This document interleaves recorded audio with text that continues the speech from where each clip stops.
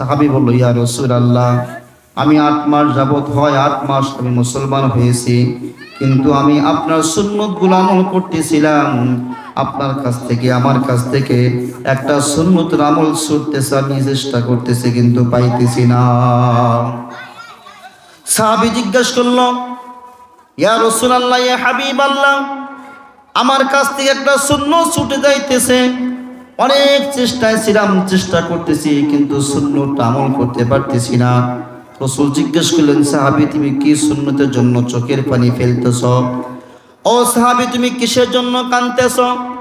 সাদ সালামী রাদিয়াল্লাহু তাআলা আনহু বললেন, ইয়া রাসূলুল্লাহ, ইয়া হাবিবাল্লাহ, আমি শুনছি আন-নিকাহু সুন্নতি, বিবাহ হলো আপনার সুন্নত, কিন্তু আমি এই সুন্নত থেকে আমি বঞ্চিত রইলাম। যদি এই মুহূর্তে আমার মৃত্যু চলে আসে তাহলে আমি সুন্নত ছাড়াই দুনিয়া থেকে চলে গেলাম। এই জন্য আমি কাঁদতেছি ইয়া রাসূলুল্লাহ। রাসূল কারীম সাল্লাল্লাহু আলাইহি সাল্লাম বলল, সাহাবী তুমি কি চেষ্টা করেছো?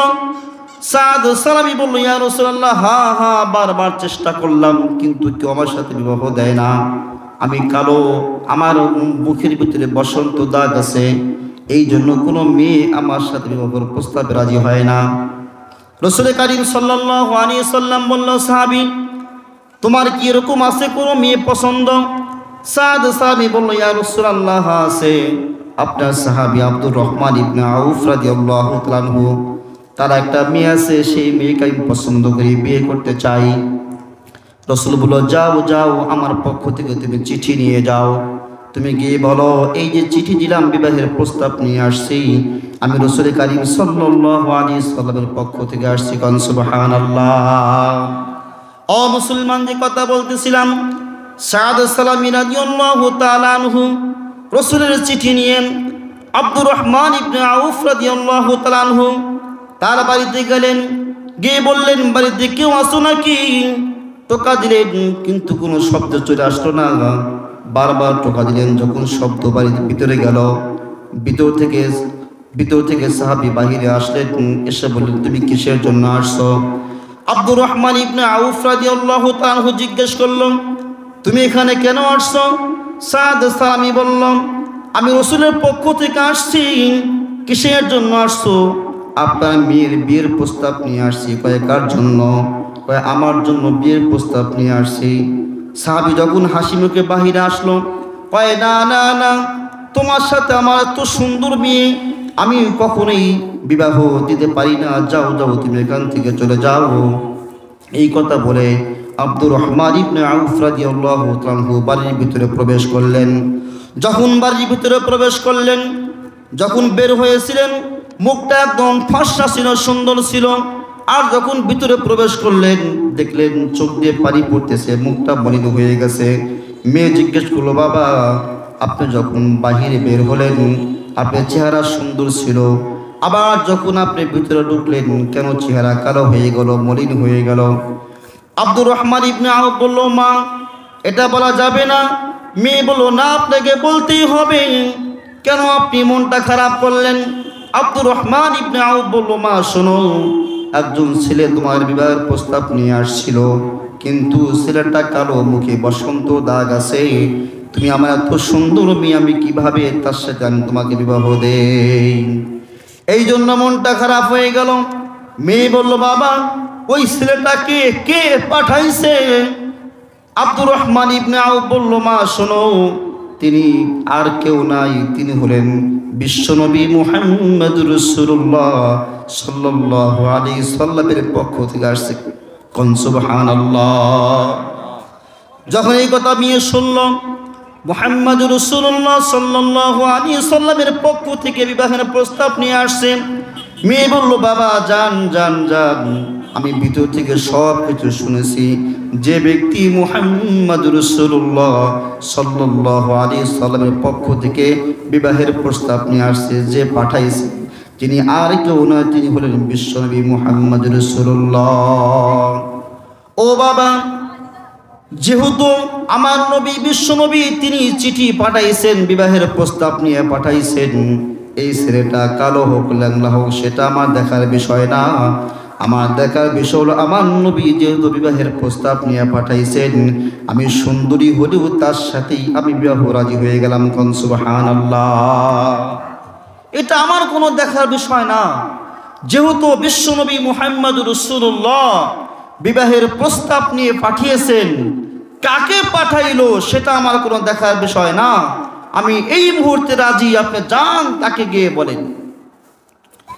আব্দুর রহমান ইবনে আউফ রাদিয়াল্লাহু তাআলা আনহু সঙ্গে সঙ্গে দৌড় শুরু করলেন। ওই যুবকটা রাসূলের কাছে যাওয়ার আগেই তিনি পৌঁছে গেলেন। রাসূলকে গিয়ে বললেন, ইয়া রাসূলুল্লাহ, ইয়া হাবিবাল্লাহ, আপনি কি আজকে একটি ছেলেকে পাঠিয়েছিলেন বিবাহের প্রস্তাব নিয়ে? রাসূল বলল, হ্যাঁ, আমি একটা ছেলেকে পাঠিয়েছিলাম, তার নাম হলো সাদ সালামি। আব্দুর রহমান ইবনে আউফ বলল, ইয়া রাসূলুল্লাহ, ইয়া হাবিবাল্লাহ, আপনি পাঠাইছেন, আমিও রাজি, মেয়েও রাজি, আপনি বিবাহের আয়োজন করেন। কোন সুবহানাল্লাহ। আমার মেয়ে আপনার বিবাহের প্রস্তাবে রাজি।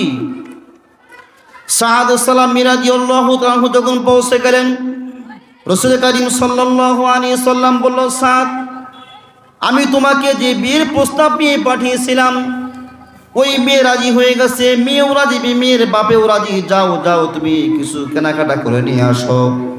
সাদ সালামি বলল, ইয়া রাসূলুল্লাহ, ইয়া হাবিবাল্লাহ, আমার কাছে কোনো টাকা নাই, পয়সা নাই, আমি কি ক্রয় করব, কি দিয়ে আমি জিনিসপাতি কিনবো?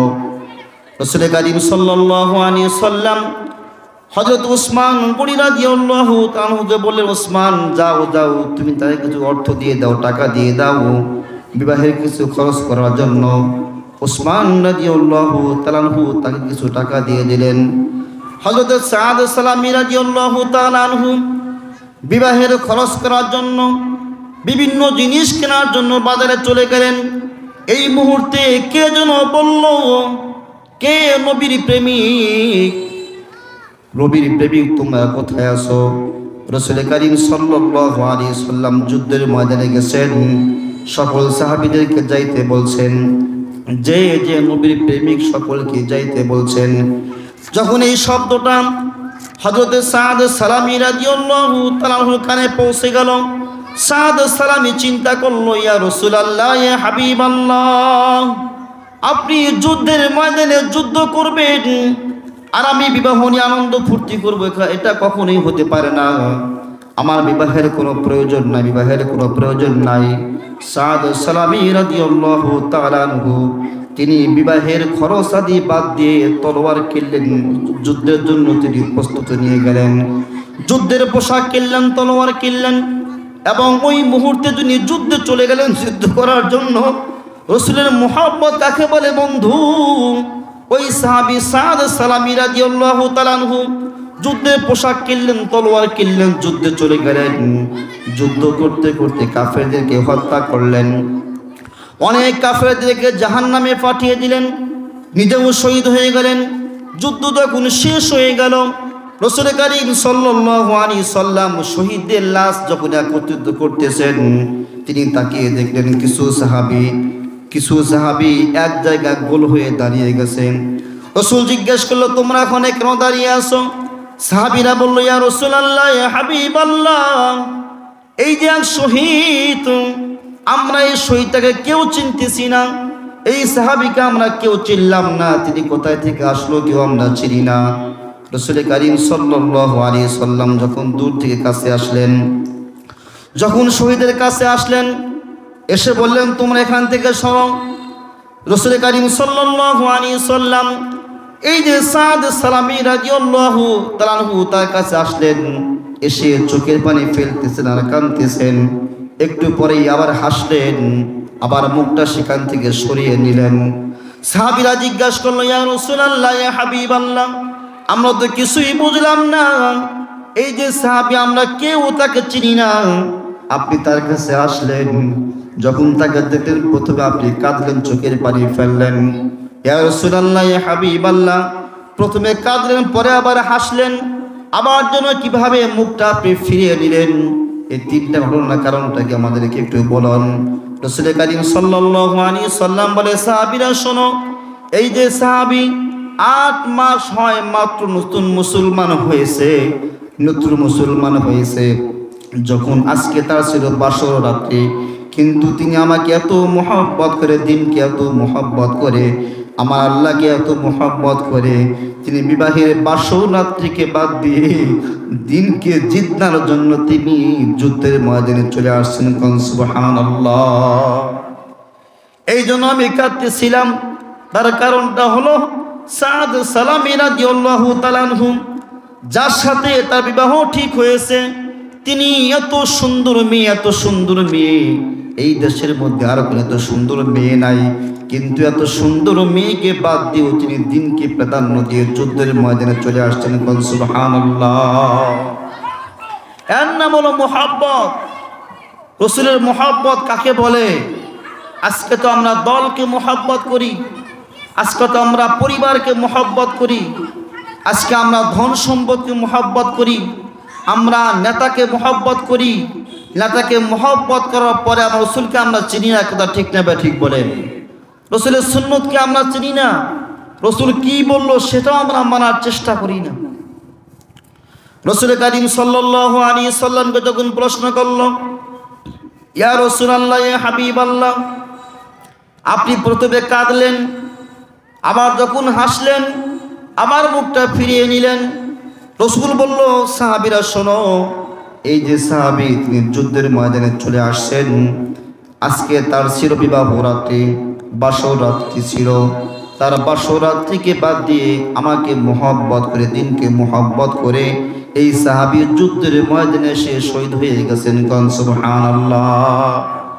আমি এই জন্য কাঁদলাম। ইয়া রাসূলুল্লাহ, ইয়া হাবিবাল্লাহ, আপনি কেন হাসলেন? আমি এই জন্য হাসলাম, এই সাহাবীর জন্য আল্লাহ তাআলা এত খুশি হয়েছেন, এত খুশি হয়েছেন, আল্লাহ তাআলা এত পরিমাণ খুশি হয়েছেন, তার জন্য খুশি হয়ে জান্নাত থেকে 70 জন ফেরেশতা, 70 জন হুর তাকে নেওয়ার জন্য আসতেছে। সুবহানাল্লাহ। এই জন্য আমি হাসলাম যে এই সাহাবী যুদ্ধের জন্য শহীদ হয়ে গেল, আল্লাহ খুশি হয়ে গেছেন। তার জন্য 70 জন হুর যখন দৌড় শুরু করলো তাকে নিয়ে আসার জন্য, তাকে নেওয়ার জন্য 70 জন হুর আসতেছিল। আমি চিন্তা করলাম, যখন তাকে দেখলাম, যখন হুরগুলা যখন দৌড় দিছে, দৌড় দেওয়ার কারণে সামনের থেকে কাপড়টা সরে গেছে, আমি মুহাম্মদ রাসূলুল্লাহ লজ্জায় মুখটা ফিরিয়ে নিলাম। সুবহানাল্লাহ। এই ছিল মুহাব্বত। কিন্তু আজকে তো আমরা সুন্নতকে মুহাব্বত করি না, আমরা মেয়েরাও করি না, পুরুষরাও আমরা করি না, শুধু নিজেকে নিয়ে ব্যস্ত। রাসূল কারীম সাল্লাল্লাহু আলাইহি সাল্লাম বলেন, মান হাব্বা সুন্নতি ফাকাদ হাব্বানি ওয়া মান হাব্বানি কানা মাই ফিল জান্নাহ। যে ব্যক্তি আমার সুন্নতকে মুহাব্বত করবে, আমি তাকে মুহাব্বত করব। আর যে ব্যক্তি আমাকে মুহাব্বত করবে, যে ব্যক্তি আমার সুন্নতকে মুহাব্বত করব, আমি তাকে মুহাব্বত করব। যে ব্যক্তি আমাকে মুহাব্বত করলো, আমি মুহাম্মদ রাসূলুল্লাহ কানা মাই ফিল জান্নাহ, আমি তার সাথে জান্নাতে প্রবেশ করব। সুবহানাল্লাহ। এজন্য আমরা সুন্নতকে মুহাব্বত করব। দাড়ি রাসূলের সুন্নত আমি কাটবো না, লম্বা জামা আমি সর্বক্ষণ পরব, মাথায় টুপি আমি রেখে দিব, রাসূলের সুন্নত, আমি কাউকে ধোঁকা দিব না, আমি মিথ্যা কথা বলবো না। রাসূল কারীম সাল্লাল্লাহু আলাইহি সাল্লাম বলেন, আল কিযবু উম্মুল মাআসি, মিথ্যা কথা হলো সমস্ত গুনাহের মা। আজকে আমরা মুসলমান মিথ্যা কথা বলি, আমার রাসূল কোনোদিন মিথ্যা কথা বলেন নাই, আমার রাসূল কোনোদিন মিথ্যা কথা বলেন নাই। হযরত আবু হানিফা রাহমাতুল্লাহি আলাইহি একদিন বসা আছেন, এই মুহূর্তে একজন যুবক আসলো, এসে বলল, আবু হানিফা, আমি তোমার সাথে বন্ধুত্ব করতে চাই, আমি তোমার সাথে বন্ধুত্ব করতে চাই। আবু হানিফা বলল, না না না না, তুমি এই এলাকার মধ্যে সবচেয়ে গুনাহগার ব্যক্তি, এমন কোনো গুনাহ নাই তুমি না করো, যাও যাও, তুমি আমার কাছ থেকে চলে যাও।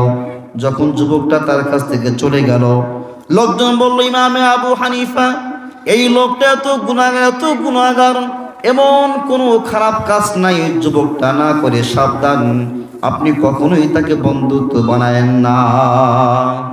একদিন আসলো, বন্ধুত্ব করলো না, আবার পরের দিন চলে আসলো।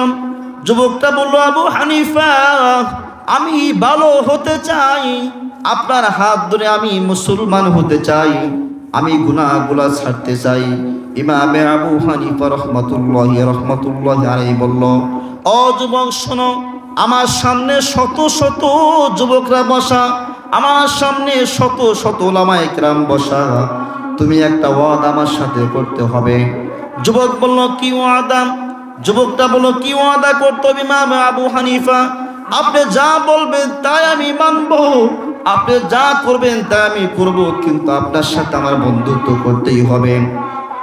ইমাম আবু হানিফা রহমাতুল্লাহি আলাইহি বলল, যুবক শোনো, আমার হাতে তুমি হাত রাখো, হাত রেখে বলো, আজকে থেকে আমি কোনোদিন মিথ্যা কথা বলবো না।